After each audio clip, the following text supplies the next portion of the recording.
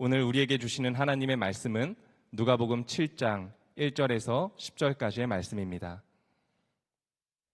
예수께서 자기의 모든 말씀을 백성들에게 들려주신 뒤에 가버나움으로 가셨다. 어떤 백부장의 종이 병들어 거의 죽게 되었는데 그는 주인에게 소중한 종이었다. 그 백부장이 예수의 소문을 듣고 유대 사람들의 장로들을 예수께로 보내어 그에게 청하기를 와서 자기 종을 낫게 해달라고 하였다. 그들이 예수께로 와서 간곡히 탄원하기를 그는 선생님에게서 은혜를 받을 만한 사람입니다. 그는 우리 민족을 사랑하는 사람이고 우리에게 회당을 지어주었습니다 하였다. 예수께서 그들과 함께 가셨다. 예수께서 백부장의 집에서 그리 멀지 않은 곳에 이르렀을 때 백부장은 친구들을 보내어 예수께 이렇게 아뢰게 하였다. 주님, 더 수고하실 것 없습니다. 저는 주님을 내 집에 모셔드릴 만한 자격이 없습니다. 그래서 내가 주님께로 나아올 엄두도 못 냈습니다. 그저 말씀만 하셔서 내 종을 낫게 해 주십시오. 나도 상관을 모시는 사람이고 내 밑에도 병사들이 있어서 내가 이 사람더러 가라고 하면 가고 저 사람더러 오라고 하면 옵니다. 또 내 종더러 이것을 하라고 하면 합니다. 예수께서 이 말을 들으시고 그를 놀랍게 여기시어 돌아서서 자기를 따라오는 무리에게 말씀하셨다. 내가 너희에게 말한다. 나는 이스라엘 사람 가운데서는 아직 이런 믿음을 본 일이 없다. 심부름 왔던 사람들이 집에 돌아가서 보니 종은 나아 있었다. 아멘. 하나님의 말씀입니다. 다 함께 자리에 앉겠습니다.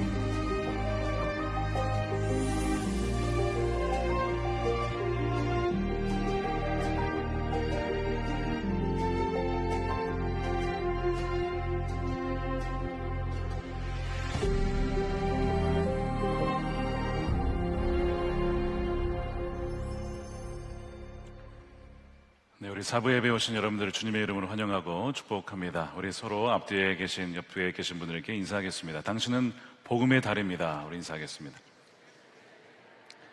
복음의 달입니다. 네, 축복합니다. 네, 오늘은 우리 단기 선교 발송 예배이자 동시에 우리 누가복음 시리즈로 오랜만에 돌아옵니다. 주의 임재를 마주하는 달이 12번째입니다. 한 영혼이 살기까지 숱한 손길이 있다라는 제목의 말씀을 나누겠습니다. 불의 전차의 주인공이죠. 에릭 리들, 잘 아시는 분일 겁니다. 1924년 올림픽에 출전하여서 자신의 주종목이었던 100m 나가려고 하였으나 예선이 주일에 열렸습니다. 양심상 출전을 하지 않고 자신의 주종목이 아닌 400m에 출전하여서 놀랍게도 세계 신기록을 세우고 금메달을 차지하죠. 여기까지는 여러분 잘 아시는 이야기입니다. 그 다음을 아십니까? 그 다음에 1925년에 그는 중국에 선교사로 가게 됩니다. 에릭 리들의 전기 작가에 의하면 이런 일이 있었습니다. 그 이후에 중국과 일본의 전쟁으로 말미암아 일본군이 그 지역을 점령하게 되고 또 에릭 리들도 그 영향을 받게 됩니다. 어느 날 선교여행을 다니다가 일본군이 그를 붙잡습니다. 검문을 하는데 그의 가방에 있었던 성경책을 발견합니다. 그러면서 떠듬떠듬 영어로 이렇게 얘기를 하더랍니다. Bible, you, Christian. 그러니 악수를 건네더니 가라고 하는 거예요. 자신도 크리스천이라고 하는 겁니다. 기가 막히죠. 바로 그곳에 전혀 복음의 발길이 닿지 않았을 것 같은 그곳에 하나님의 예비된 사람이 있었던 것이죠. 어떻게 그럴 수 있었을까를 오늘 본문은 보여주고 있습니다. 자, 이제 단기 선교 갔다 오신 분도 있고 가실 분들도 있고 여러 가지 사정 때문에 일상과 일터의 선교를 감당하게 되실 분들이 있을 겁니다. 어떤 마음으로 여러분들은 현장에 가시겠습니까? 기대하는 마음이 있겠죠. 하나님께서 어떤 역사를 이루실까? 어떤 사람의 변화를 일으켜 주실까? 또한 나에게는 어떤 은혜를 주실까라는 기대감도 있고 한편으로는 두려움도 있을 겁니다. 자, 오늘 말씀을 통해 하나님께서 예비하신 역사가 무엇인지를 함께 좀 살펴보고자 하는데, 오늘 1절에 보면 예수님께서 6장에서 산상수훈의 말씀을 전하신 다음에 7장에 들어서 가버나움이라고 하는 갈릴리 근방에 있는 그 마을에, 도시에 들어가시게 됩니다. 그 소문이 쫙 퍼졌어요. 예수님이 그 도시에 오셨다. 그리고 백부장도 그 소문을 듣고 자신의 사랑하는 종이 죽어가고 있었기 때문에 사람들을 보내서 간청하여 예수님이 그 종을 낫게 해 주시기를 그렇게 요청합니다. 예수님이 들으시고 긍휼이 많으신 주님께서 그 백부장의 집을 향하여 가시는 겁니다. 사람들은 말하기를 이방인의 집에 가신다고 이렇게 말릴 수도 있었던, 어떻게 보면 율법적으로는 부정을 탈 수 있는 그런 상황이었지만 주님은 한 영혼을 구원하기 위하여 가는 것이죠. 아시다시피 백부장은 로마 군대의 장교입니다. 100여 명의 부하를 두고 있는 자인데요, 그에게 이 아픔이 있었는데 바로 아까 말씀드린 것처럼 죽어가는 종이 있었다는 거예요. 그런데 그 당시의 문화에 의하면 이런 문화가 있었답니다. 당시 이 로마의 농업 저술가 중에 한 명이, 농부들은 해마다 자신의 연장을 점검하여서 낡고 또한 버려야 될 것들을 점검해서 교체를 해야 한다는 거예요. 당시의 종은 도구였습니다. 낡았다면, 병들었다면 교체해야 된다는 거죠. 그러니까 당연히 교체하면 될 것을, 이 백부장은 오늘 본문의 표현에 의하면 소중한 종, 개역 개정판에는 사랑하는 종이라고 표현합니다. 그 종을 버리지 않고 바꾸지 않고 그 죽어가는 종이 낫기를 간절히 원했다는 거예요. 굉장히 독특한 백부장입니다. 당시의 백부장과 좀 다른 면이 있었던 것이죠. 어찌되었건 장로들을 보냈는데 그 장로들의 간청을 듣고 예수님이 집으로 가시던 중에 다시 이번엔 두 번째로 백부장이 친구들을 보내서 이런 이야기를 예수님께 하는 겁니다. 주님, 더 수고하실 것 없습니다. 저는 주님을 내 집에 모셔드릴 만한 자격이 없습니다. 그래서 내가 주님께로 나올 엄두도 못 냈습니다 라고 하면서 오시지 말라는 거예요. 오실 필요 없다는 거예요. 그냥 말씀만 하시면 내 종이 나을 수 있다는 거죠. 여러분 잘 아시는 이야기인데 예수님이 어떻게 반응하십니까? 깜짝 놀라는 거예요. 자, 보십시오. 예수께서 이 말을 들으시고 그를 놀랍게 여기시어 돌아서서 자기를 따라오는 무리에게 말씀하셨다. 내가 너희에게 말한다. 나는 이스라엘 사람 가운데서는 아직 이런 믿음을 본 일이 없다. 예수님이 깜짝 놀라시면서 이스라엘을 능가하는 믿음을 발견하시고 놀라시는 거죠. 우리가 선교지를 가서 우리가 어떤 복음을 전해준다, 하나님의 사랑을 전해준다, 이런 마음을 가져가지만 어쩌면 여러분들이 가셔서 거기에서 오히려 도리어 놀라게 되는 일이 있을 수도 있다는 것을 말해주는 겁니다. 자, 예수께서 놀라셨다는 일은 흔한 일이 아닙니다. 성경 전체에서 어떤 누군가의 믿음을 보시고 놀란 적이 몇 번일까요? 이때 외에는 없습니다. 이 백부장 외에는 없습니다. 이스라엘에서는 발견할 수 없었던 믿음이에요. 자, 그러면 이 말씀을 들으면요, 궁금하지 않습니까? 그 백부장이 도대체 어떤 믿음을 가졌길래 예수님이 이렇게 깜짝 놀란 것일까? 저도 이 믿음을 좀 갖고 싶더라고요. 그 말씀을 연구해 보니까 이 백부장에게 있었던 두 가지가 있었어요. 저는 오늘 여러분들에게 이것을 소개하면서 여러분들이 꼭 이 믿음을 갖게 되기를 원합니다. 첫 번째는 무엇이냐면 자기 자신에 대한 정직한 인식이었습니다. 자, 오늘 본문을 가만 보면 장로들이 가면서 무슨 얘기를 하냐면 이 사람은 존귀한 사람입니다. 가치가 있는 사람입니다. 은혜를 받을 만한 자격이 있는 사람입니다. 이렇게 얘기를 해요. 다시 말해서 사람들이 봐도 이 사람들은 뭔가, 이 백부장은 뭔가 자격이 있고 높은 사람이다. 공로가 있다. 그러니까 이 사람 집에 가 주셔야 됩니다. 이렇게 얘기를 하거든요. 근데 거꾸로 백부장은 사람들의 그 지켜 세우는 말과 달리 나는 그런 사람이 아닙니다. 나는 그런 자격이 없습니다. 저는 주님을 만날 만한 사람도 아닙니다. 심지어 저희 집에 오신다고요? 그건 말도 안 되는 일입니다. 이렇게 반응을 하더라는 거예요. 그게 그냥 하는 겸손이 아니라 진짜로 이 사람은 자기 자신의 연약함을 알고 있었어요. 마치 베드로가 예수님을 진짜 만나니까 뭐라고 얘기합니까? 주여, 나를 떠나소서. 나는 죄인이로소이다. 자신의 실체를 정확하게 인식했을 때 자신이 죄인인 것을 알았어요. 이 백부장이 그랬다는 거예요. 예수님은 그걸 보고 놀란 거죠. 당시 여러분 로마 사회에서 늘 계급, 상류층, 권력 늘 높이 올라가 있던 그 흐름 속에 역행하는 그 믿음을 가진 이 사람을 보고 예수님이 깜짝 놀라요. 어떻게 이럴 수가 있을까? 그게 첫 번째였고, 두 번째가 뭐였냐면 바로 예수님의 권위에 대한 정확한 인식이었습니다. 아까는 자기 자신에 대한 정직한 인식이었다면 이번에는 예수님이 누구신가, 그분의 어떤 권위를 가지신 분인지에 대한 정확한 인식이었어요. 군인이니까 말이면 다 됩니다. 수하인 부하들에게 명령하면 다 움직여요. 손 하나 까딱할 필요 없어요.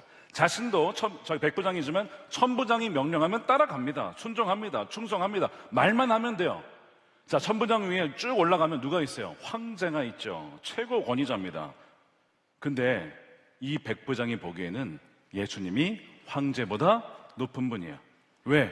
들어보니까 죽은 자도 살리고 병든 자도 고치는데, 황제가 아무리 높아도 황제는 그런 분은 아니거든. 그래서 이 예수라는 분이 황제보다 높은 분이니 말씀하시면 낫겠구나 라고 하는 예수님이 어떤 분이신가에 대한 이 정확한 인식이 이 사람의 믿음이었던 겁니다. 이 두 가지예요. 자기 자신에 대한 정직한 인식과 예수님이 어떤 분인지에 대한 정확한 인식이 결합되었을 때 이만한 믿음을 본 일이 없다.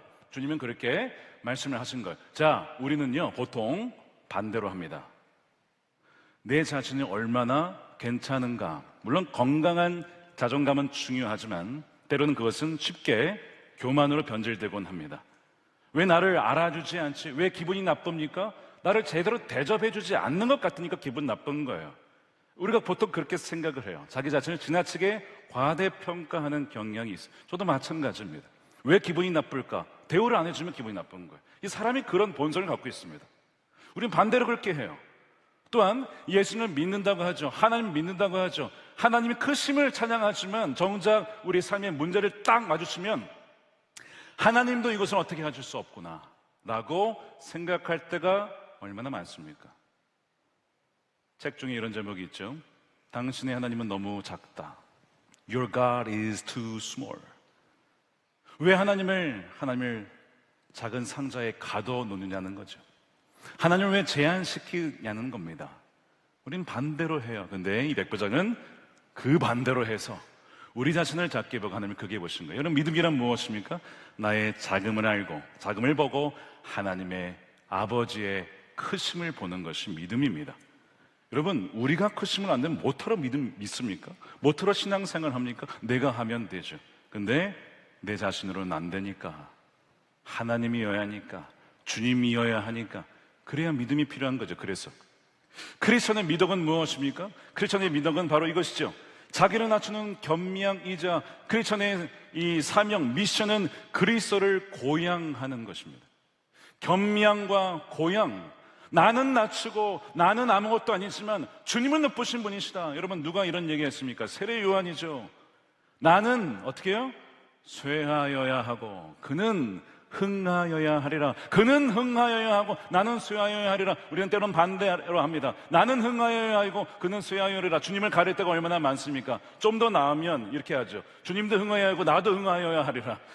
물론 그것도 나쁘지는 않지만 원칙상 성경의 말씀에 의하면 우리는 이미 십자가에 죽었음을 선포하고 죽음 이후에 주님과의 부활이 있는 것입니다. 이러면 참 놀랍게도 이 믿음을 가진 자가 백부장이었는데 이방인이었습니다. 여러분들에게 이 믿음이 부어지게 되기를 축복합니다. 저와 여러분들에게 우리의 작음을 알고 그러나 크신 아버지의 크심을 보는 이 믿음이 말씀을 들을 때 부어지게 되기를 축복합니다. 자, 말씀드린 것처럼 이 놀라운 믿음이 이스라엘 안에서 발견된 게 아니라 이방인 안에서 발견됐기 때문에 예수님은 더 놀라신 겁니다. 자, 질문은 그러면 이 백부장은 이런 믿음을 어디서 얻은 것일까 궁금하죠.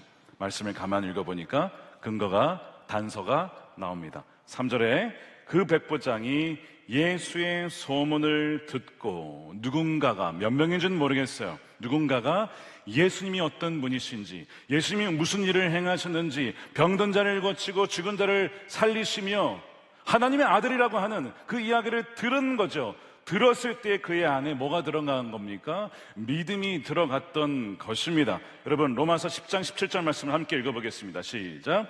그러므로 믿음은 들음에서 생기고 들음은 그리스도를 전하는 말씀에서 비롯됩니다. 들은 적이 없는 분을 어떻게 믿을 수 있습니까? 선포하는 사람이 없으면 어떻게 들을 수 있겠습니까? 자, 백부장의 위대한 믿음은 바로 누군가가 증거하고 그리스도의 말씀을 주님에 대하여 증거한 사람이 있었기 때문입니다. 저의 가장 최우선 사역이 뭘까요? 말씀을 준비하는 겁니다. 가장 많은 영향을 미칠 수 있는 곳이 바로 이 강단입니다. 많은 우리 성도들이 예배를 드리는 바로 이곳에서 정말 하나님의 말씀을, 이 말씀을 연구하고 묵상하고 우리에게 주신, 우리 공동체에 주신 하나님의 말씀을 분별하여 방해가 되지 않고 순결하게 그 말씀을 통로로 전달하는 것이 저의 가장 중요한 첫 번째 primary task죠. 가장 중요한 사역입니다. 그래서 저는 여기에 가장 우선순위를 두고 말씀을 전해요. 왜냐하면 들어야만, 그리스도의 말씀을 들어야만 없던 믿음도 생기고, 믿음이 있을 때에 하나님이 우리에게 계획하신 그 뜻이 우리 삶 가운데 이루어져서 하나님의 영광 받으실 수가 있기 때문이죠. 여러분, 들으십시오. 말씀을 읽으십시오. 말씀을 사모하십시오. 듣는 자들에게 믿음의 역사가 일어나게 될 줄로 믿습니다. 백부장에게 누군가가 전했기 때문에 이런 놀라운 역사가 있었다는 거예요. 자, 그런데 누가 전했는지는 안 나와요. 성경은 일부러 그의 이름을 가리고 있습니다. 한편으로는 서운할 수 있어요. 내가 전했다고 할 수도 있었지만 그의 이름을 가리시고 그 모든 영광을 하나님께서 영원한 영광으로 하시기 위하여 그의 이름을 가려주신 거예요. 성경에는 곳곳에 이런 이야기들이 있습니다. 누군가의 무명의 증언자를 통하여 하나님을 알게 되는 사건. 어떤 이야기입니까? 열왕기하 5장에 역시 이방인 장교 이야기가 나옵니다. 누굽니까? 나만 장군입니다. 그에게는 아픈 일이 있었죠. 나병 환자였어요. 그의 갑옷에 화려한, 이 군대 장관이라는 화려한 그 이력과 명예 안쪽에는 살이 썩어 들어가는 문둥병 환자로서 그 모습을 누구에게도 말할 수가 없었는데 가족들은 알죠. 아내가 알죠. 그리고 누가 알고 있었습니까? 아내를 섬기고 있었던 이스라엘에서 잡아온 무명의 여종이 알고 있었어요. 참 이 여종이 귀한 게 잡혀왔음에도 불구하고 우리 주인이 그렇게 병들어 있다는 것을 너무 안타까워해서 어느 날 이런 얘기를 합니다. 우리 주인께서 이스라엘의 그 선지자를 만났으면, 이 사마리아에 계신 그 선지자 앞에 계셨으면 좋겠습니다라는 얘기를 툭 던집니다. 그 이야기를 듣고 바로 이 나아만이 엘리사를 찾아가게 되는 거예요. 그러면서 만나지 않았지만 무슨 얘기를 듣습니까? 요단강에 가서 몸을 씻으십시오. 아니 강이 없어서 요단강에서 씻나? 이러면서 기분 나빠서 가려고 했는데 또 무명의 누군가가, 다른 종들이 아니 나만 장군이시여, 아니 그게 뭐 어렵습니까? 그냥 씻으면 난다는데 그냥 하시지요. 누군가가 또 붙잡고 겉면해서 나만이 결국에는 몸을 씻고 병이 낫고 하나님을 알게 되죠. 역시 무명의 종들을 통해 하나님은 그렇게 구원하셨다는 것입니다. 이런 일들이 너무나 많이 있어요. 저는 이 말씀들을 읽고 묵상하면서 여러분들이 수고한 그 모든 기도와 말씀 증거와 또한 전도와 그 모든 것이 결코 헛되지 않다는 것을 여러분 꼭 믿으셨으면 좋겠습니다. 어떤 분들은 내가 수년간 전도해도 아직 그분이 돌아오지 않았어. 우리의 자녀가 돌아오지 않았어. 내가 오랫동안 기도했지만 하나님은 응답하시지 않는 것 같아 라고 하신 분 혹시 계십니까? 근데 오늘 본문은 말씀하고 있어요. 잊혀진 것 같아도, 듣지 않으신 것 같아도 하나도 그것은, 그 한마디도 헛되지 않았다라고, 심지어 거절된 것마저도 헛되지 않았다라고 말씀을 합니다. 우리가 뿌린 그 씨앗, 그 말이 언제, 어떻게, 어떤 방식으로 누군가의 그 백부장의 마음 속에서 발아하고 있는지, 싹트고 있는지 여러분 우리는 알지 못해요. 그러나 하나님은 신실하셔서 하나님의 때에 열매를 맺으신다는 것입니다. 우리의 사명은 뭐예요? 우리는 열매 맺는 자가 아니에요. 열매는 하나님 맺게 하시는 거예요. 우리의 역할은 무엇입니까? 심고 물을 주는 거예요. 자, 고린도전서 3장 6절 말씀 함께 읽겠습니다. 시작. 나는 심었고 아볼로는 물을 주었으되 오직 하나님께서 자라나게 하셨나니 우리 몫은 결과가 아니라 우리는 신실하게 부르신 곳에서 기도하고 말씀을 증거하고 전하면 되는 거예요. 그러면 하나님의 때에 하나님께서 친히 이루신다는 것입니다. 때로는 우리가 살아있는 동안 우리의 기도에 대해서, 우리의 헌신에 대해서 열매를 못 볼 수도 있어요. 볼 수도 있지만 못 볼 수도 있어요. 성경은 그 얘기를 하고 있습니다. 근데 여러분 낙심하지 마십시오. 뭐라고 되어 있습니까? 히브리서 11장 13절에 이 사람들은 다 믿음을 따라 살다가 죽었어요. 그런데 약속을 받지 못했답니다. 그러면 다 망한 겁니까? 헛된 겁니까? 그 뒤에 뭐예요? 비록 약속을 받지 못하고 죽긴 하였으나 그것이 헛된 것이 아니라 그 다음 주자들, 믿음의 사람들을 통하여 계승이 되어서 열매를 맺게 되어서 믿음의 허다한 증인들과 함께 그것을 함께 축하하고 있지 않습니까? 내가 살아 생전에 그것을 보질 못했지만 내가 하늘나라에서 그 열매를 보는구나. 사랑하는 여러분, 혹시 낙심하고 실망한 일이 있습니까? 오랫동안 기도하거나 복음을 전해도 돌아오지 않은 것 때문에, 변하지 않는 사람들 때문에 실망하고 계십니까? 실망하지 마십시오. 언젠가 하나님께서 그것을 반드시 역사하셔서 이런 날이 오게 될 수 있습니다. 특별히 여러분들이 천국 가셨을 때 누군가가 알지 못하는 사람이 찾아올지도 몰라요. 누구십니까?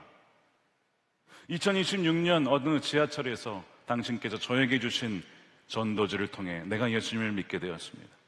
45년 전에 당신께서 슬쩍 예수님에 대한 이야기를 하신 적이 있죠. 제가 그 이야기를 듣고 예수님을 믿게 되었습니다. 우리가 알지 못하여도 하나님은 아시니까 누가 그것을 증언했는지, 우리가 오늘 본문에서 누가 백부장에게 예수님에 대한 이야기를 했는지는 알지 못하지만 하나님이 아시면 충분한 거 아닙니까? 하나님이 알고 계시면 된 거 아니겠습니까?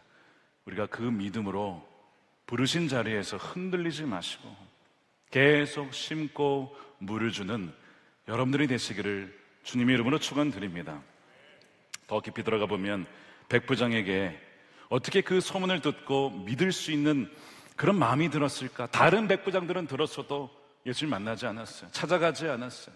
이 유독 백부장은 예수님 간청했습니다. 어떻게 이런 믿음이 있었나? 가만 보면 5절에 이미 유대민족을 사랑하고 회당을 짓는 이런 좀 특별한 사람이었습니다. 그의 마음속에, 삶 속에 어떤 사건과 역사함을 통하여서 그의 마음을 하나님께서 기경시키셔서 부드럽게 하셔서 뭔가 이 복음을 받아들일 수 있는 그 준비를 하나님께서 하고 계셨다라고 하는 증거죠. 우리는 이것을 이렇게 표현합니다. 하나님의 선행하는 은혜다. 하나님께서 앞서 가셔서 역사하시는 은총이다. 영어로 prevenient grace라는 표현을 씁니다. prevenient grace. 우리가 앞서 가기 이전에 우리보다 먼저 계시는 그 하나님의 은혜가 있다는 것이죠. 지난 주 중에 평신도 주일 기념 우리 장로님들 새벽 기도회가 있었습니다. 다 귀한 간증을 해주시는데 그 중에 한 분이 이런 얘기를 하셨어요. 청년 시절 당신께서 방황하실 때, 신앙의 방황을 할 때 무명의 어떤 권사님께서 봉고차에 자신을 태워서 저 지하에 있는 작은 교회의 기도회에 데려가더랍니다. 그래서 여러 번 거기에 참석을 했대요.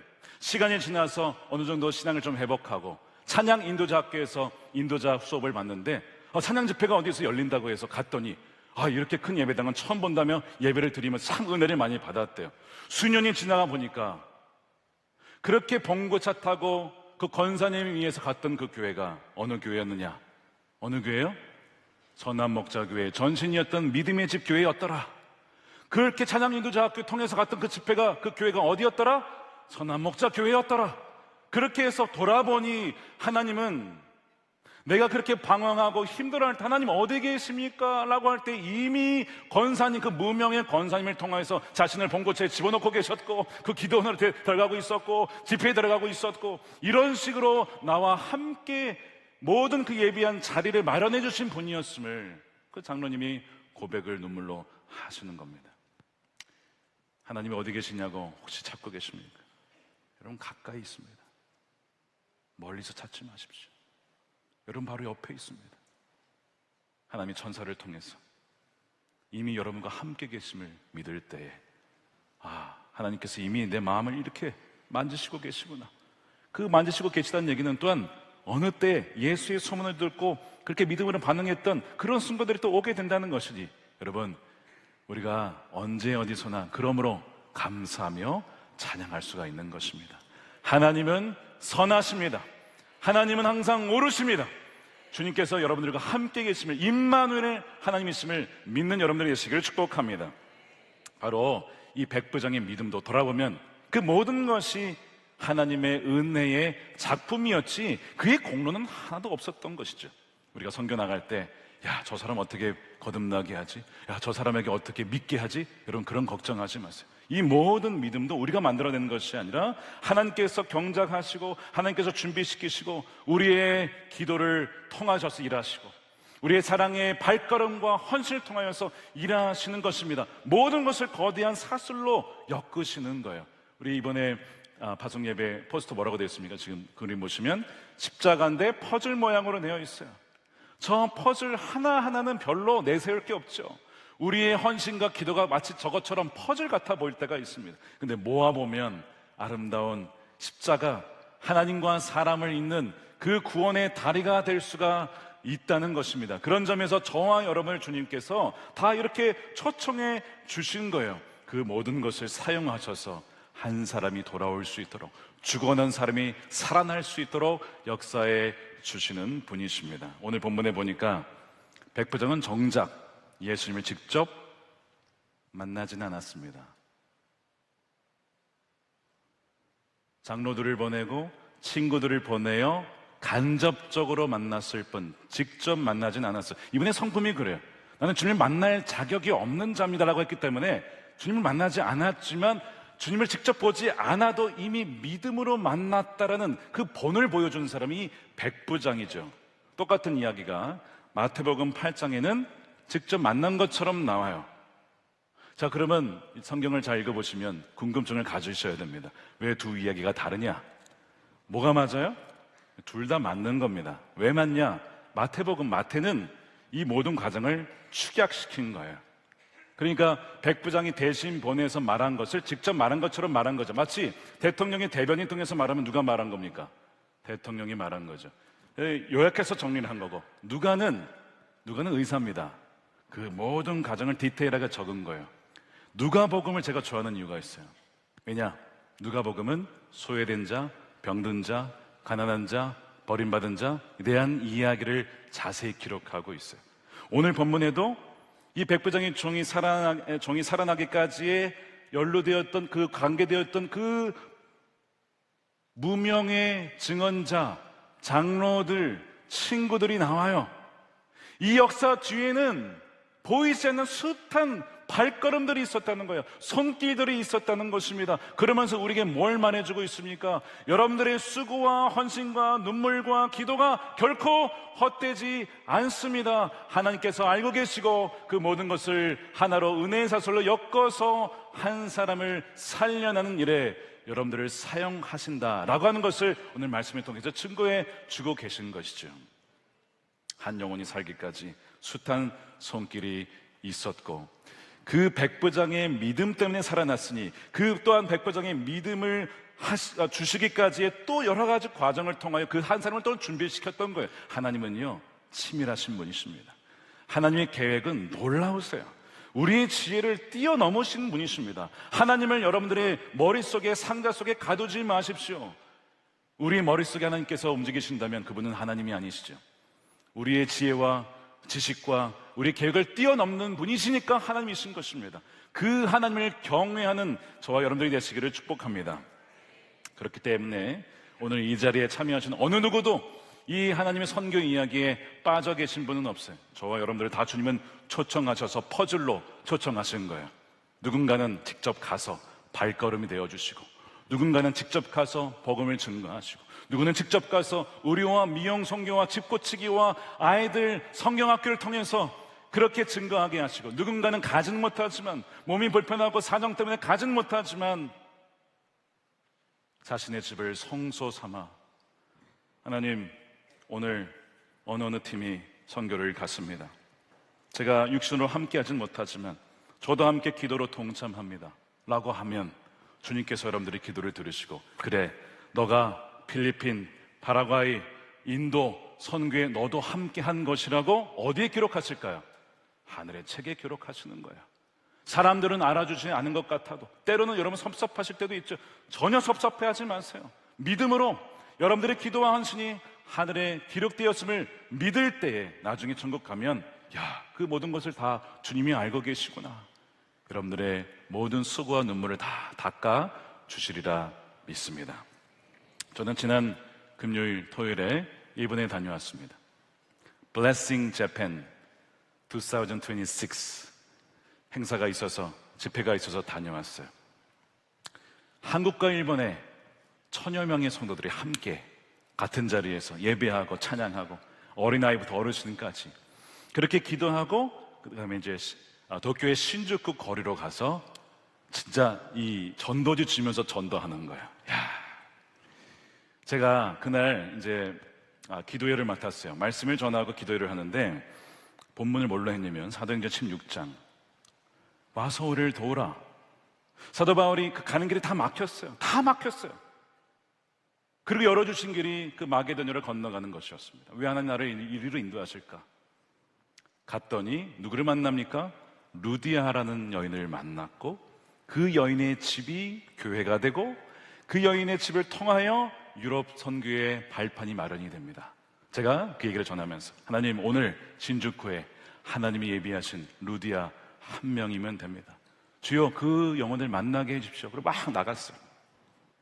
전도를 하는데 이 전도지를 만들어가 주거든요.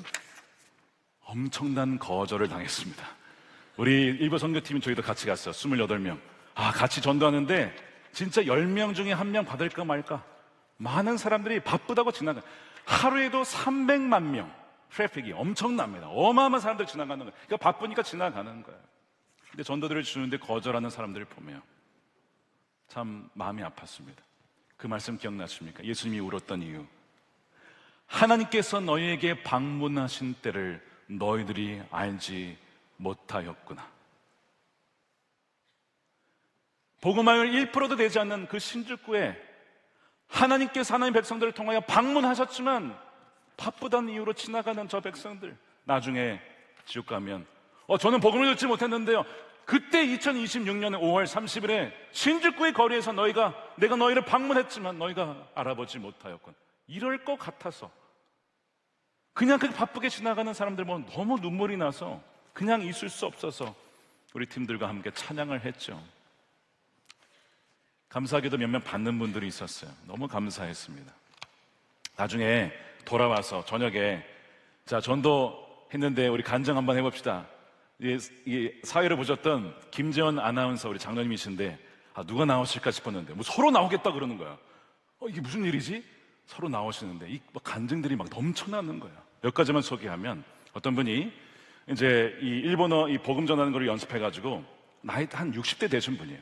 이 무명인 전도자가 복음을 전하는데 어떤 분을 만났는데, 글쎄 이분이 본래 교회 다니시는 분인데 신앙을 잃고 13년간 지금 쉬고 있대요. 쉰 게 아니죠. 믿음을 잃은 거죠. 근데 이분을 만나서 제가 다시 교회로 가겠습니다, 제가 다시 주님께로 가겠습니다, 이런 분이 있었어요. 얼마나 귀합니까? 두 번째는 부산에서 가는 어떤 전사님이 이 일본어 말이 잘 안 통하니까 복음 큐브라는 게 있어요. 그러니까 보여주면 그림으로 복음 전하는 게 있습니다. 그걸로 복음을 전하는데 많은 사람들이 거절했죠. 당연히 듣지도 않죠, 보지도 않죠. 한 청년이 관심 있게 보더랍니다. 그래서 그것을 계속 보여줬는데 마지막에 예수님이 십자가에 있는 모습이 딱 나오고 거기에 이제 복음 영접 기도문이 나와요. 그걸 그대로 하는 겁니다. 청년이 예수님을 영접했어요. 세 번째, 한 교회 일본어 예배 담당 목사님이 이제 일본어로 복음을 전하는데 한 청소년이 있었대요. 아이들이 있었는데 그 중에 한 명이 잘 듣더랍니다. 복음을 계속 전하는데 질문을 많이 하더라는 거예요. 천국은 어떤 곳입니까? 예수님이 누구십니까?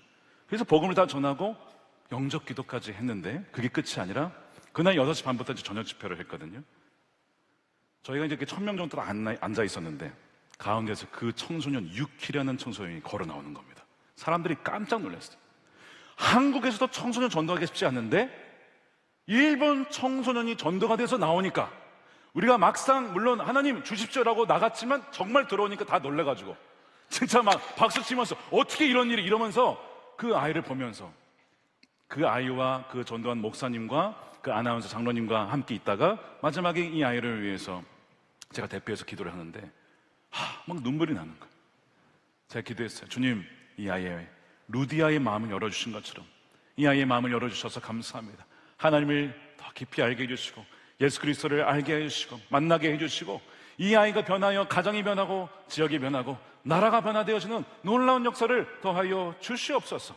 이렇게 기도를 했어요. 그리고 막 다들 아멘. 간자가 더 은혜를 받았다니까. 간자가 우리가 은혜를 줄 줄 알았는데 오히려 은혜를 더 받고 왔다니까요. 얼마나 은혜가 되는지. 그 김재원 장로님께서 이런 고백을 하시는 거예요. 저희 팀과 같이 갔는데 그래도 한국에서 나름대로 유명하신 분인데 아무도 알아보는 분이 없으니 거절을 많이 당하셨어요. 자존감이 많이 낮아졌답니다. 내가 복음의 능력이 없는 자구나 이러면서 겸손의 표현이시죠. 그러면서 이런 고백을 하셨어요. 그러나 주님, 1000번의 거절을 당해도 한 영혼이 돌아올 수 있다면 1000번이든 2000번이든 3000번이든 기꺼이 수치와 모욕과 거절을 당하겠습니다. 참 귀한 고백을 하셨어요. 우리가 그 얘기를 다 듣고 나니까 계속 거절받고 싶다. 그래가지고 이제 더 1000번만 거절당하면 한 명 구원할 수 있어. 그래. 그런 마음으로 또 다음날 전도에 나가고 뭐 이런 블레싱 재팬 행사를 하고 돌아왔습니다. 사랑하는 여러분, 하나님이 예비하신 영혼이 있습니다.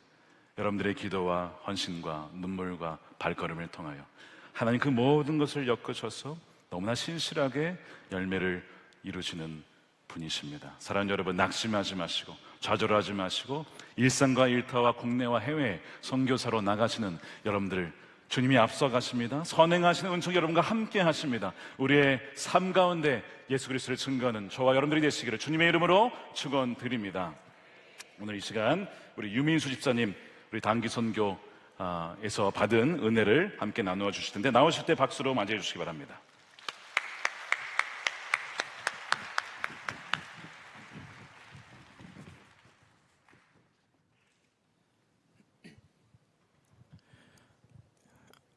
안녕하세요. 작년에 이집트로 단기 선교를 다녀온 경기 북교구 유민수 집사입니다. 작년 초 주보에서 아펜젤러 선교학교 모집 안내를 보는 순간 눈물이 주르륵 흘렀습니다. 청년 시절 여름 수련회에서 선교사로 서원했던 기억이 떠올랐기 때문이었습니다. 학업을 마치고 결혼하고 아이를 키우면서 어느새 저는 선교사의 서원을 접고 살아가고 있었는데 그게 마음에 계속 부담으로 남아 있었나 봅니다.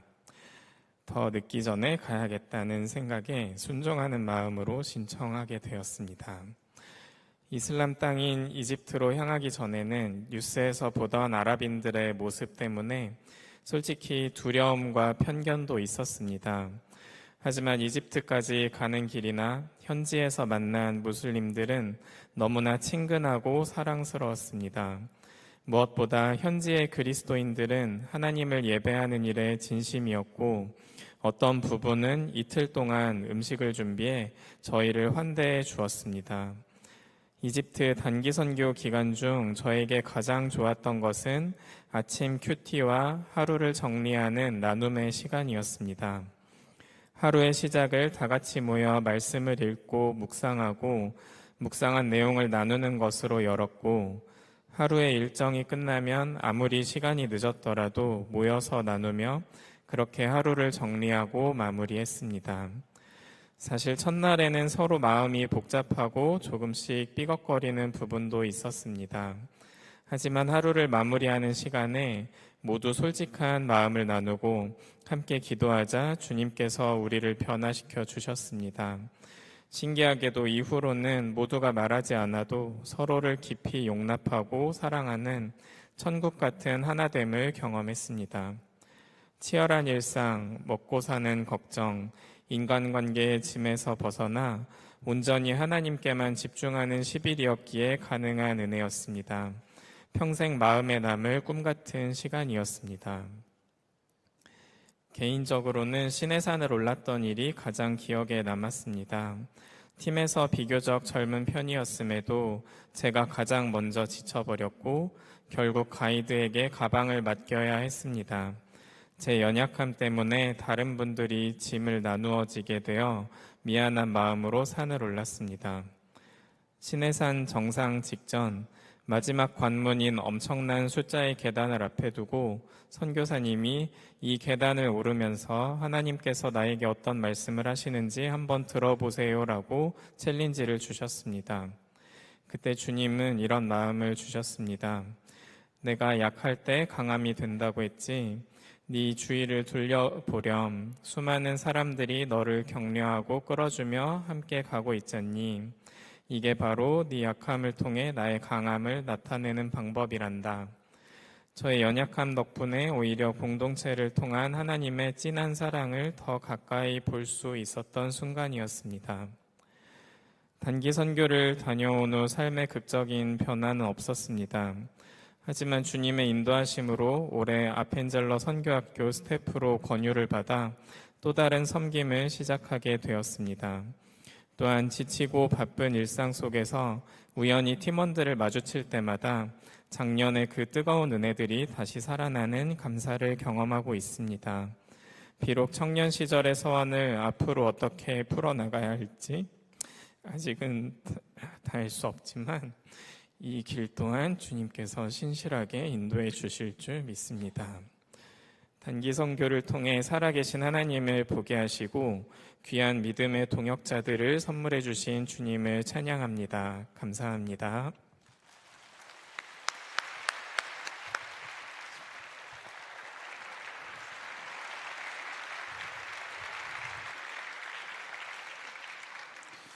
네, 우리 진솔한 고백으로 은혜를 주신 우리 유민수 집사님 감사합니다. 우리 함께 기도하겠습니다. 오늘 말씀을 들으며 무명의 숱한 발걸음과 손길과 증언들이 있었음을 우리는 보았습니다. 주님은 그들을 초청하셔서 그 죽어가는 종을 살릴 뿐만 아니라 백부장의 믿음도 주셨습니다. 그리고 그들의 이야기가 어디에 기록됐습니까? 성경에 기록이 됐습니다. 하나님 나라의 책에. 올해 2026년도에 단기 선교의 발걸음도 분명 그 나라에 기록이 될 것입니다. 가는 분들 해외 단기 선교, 국내 단기 선교 뿐만 아니라 여러분들이 부르신 곳에서 기도로 동역할 때 중보 기도로 동역한 이들을 또한 주님께서는 기억하시고 그 나라의 역사로 기록해 주실 것입니다. 오늘 이 시간 주님 저를 보내주십시오. 저를 선교사로 국내와 해외와 또한 중보기도 선교사로 나를 사용해 주십시오. 그렇게 결단하시면 자리에서 일어나 주십시오. 어느 한 명도 예외 없이 정말 하나님 나라의 그 퍼즐을 세워나가며 하나님과 사람을 잇는 그 다리의 역할로 주님께서 우리를 부르셨으니 주님 우리가 그 브릿지로서의 그 브릿지를 세우는 귀한 사명을 잘 감당하기를 원합니다. 우리의 그 작은 순종이지만 그 순종을 은혜의 사슬로 엮으셔서 주여 예비하신 영혼을 하나님 루디아를 구원하신 것처럼 유키를 구원하시는 것처럼 주님 그 예비하신 영혼을 건져 주시옵소서. 우리 주여 한번 부르시고 기도하겠습니다. 주여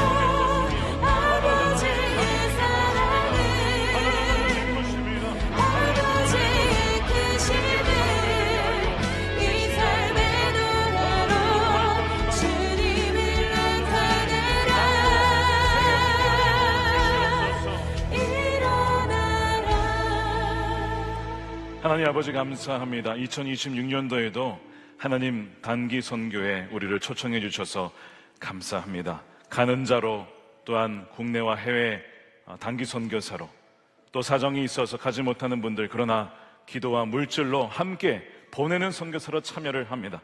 하나님, 하나님과 사람 사이를 잇는 이 브릿지를 세워나가는 일에 우리를 초청해 주셔서 감사드립니다. 오직 믿음과 순종으로 하나님의 뜻만이 우리의 삶을 통해서 이루어지게 하여 주시옵소서. 루디아를 예비하셨고 유키를 예비하셨던 그 주님께서 이번에 예비하신 귀한 영혼들을 만나게 하시고 그 구원의 놀라운 역사와 기록들이 하나님 나라의 책에 기록이 되어서 오직 하나님께만 또한 영광이 되어지는 놀라운 역사가 되게 하여 주시옵소서. 아버지, 우리에게 백부장의 믿음을 더해 주시기를 원합니다. 우리의 자금을 알고 하나님 아버지의 크심을 알며 그 믿음으로 반응하며 나아갈 때에 우리의 삶에 어떠한 문제와 산과 같은 문제가 닥칠지라도 그 믿음으로 승리해 나가는 하나님의 존귀한 자녀들이 다 되게 하여 주시옵소서. 아버지, 그 모든 일정마다 주님께서 주장하여 주시고 먼저 선행하여 주셔서 인도하여 주셔서 사건 사고 발생하지 않도록 하여 주시며 천군 천사로 불기둥과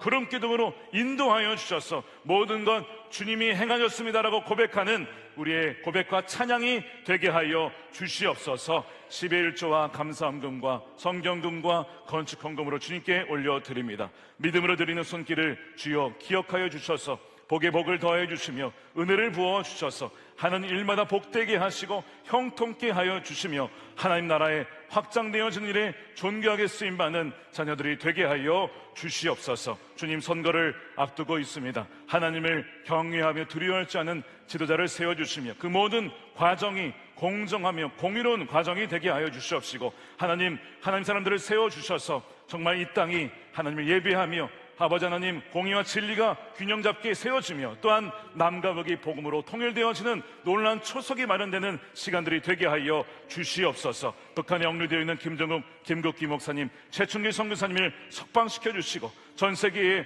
불의하게 아버지 하나님 일로 인하여서 억류당하고 있는 하나님의 백성들을 석방시켜 주셔서 복음의 장벽이 무너지며 또한 복음을 끝까지 전파하여서 주의 오실 길을 예배할 때에 주님이 오시는 그날 착하고 충성된 종이라고 맞이해 주시는 놀라운 은혜를 주여 누리게 하여 주시옵소서. 감사하며 우리 구주 예수님의 이름으로 기도드립니다. 아멘. 우리 준비하신 예물 드리며 함께 찬양하도록 하겠습니다.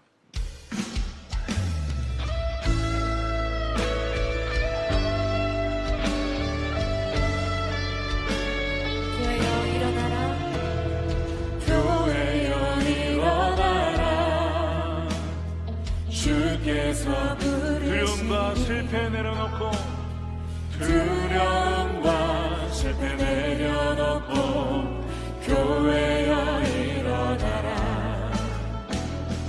교회여 일어나라. 주께서 보내시니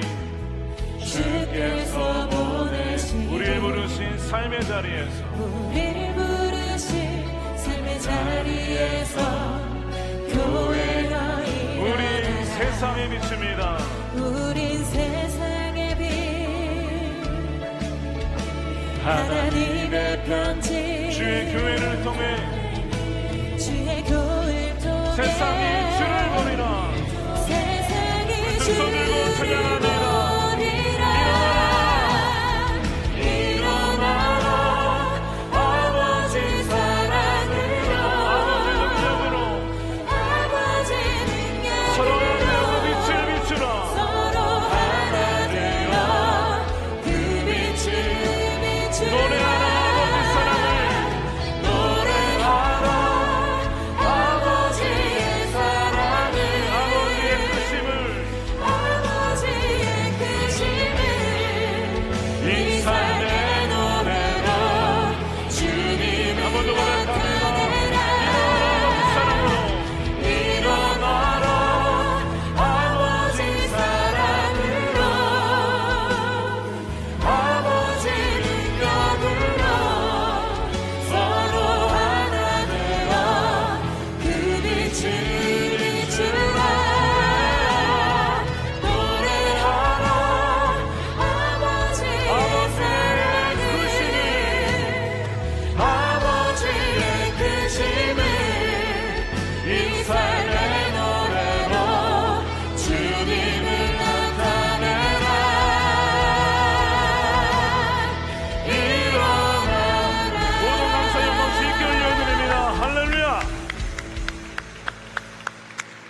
약속하겠습니다. 이제는 우리의 영원한 왕 되신 예수 그리스도의 크신 은혜와 아버지 하나님의 극진하신 무한하신 사랑하심과 세상 끝날까지 우리와 함께 하시는 성령님의 가방감동 교통 내주하심이 2026년도 단기선교 파송을 받아 부르신 자리에서 신실하게 주님을 따라 믿음의 증언을 하고자 결단하는 사랑하는 모든 성도들 머리머리 위에 저들의 가정과 일터와 사랑하는 자녀들과 다음 세대와 주의 몸된 교회와 조국 대한민국과 열방 가운데 영원히 함께 하시기를 간절히 축원하옵나이다.